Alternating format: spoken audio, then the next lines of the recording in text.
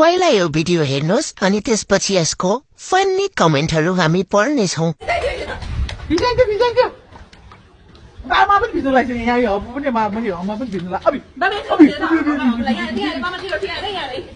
ल सुरु गरौँ।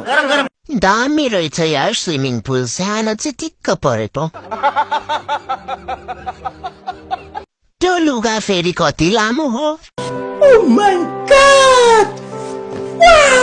कति राम्रो भिडियो, हेरे गर्नु मन लाग्यो।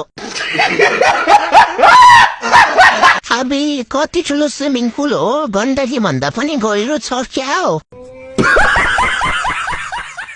हिरो नि हो नि, देखाउन पर्यो। जे होस् छोरा मान्छे भन्दा कम देखेको छैन।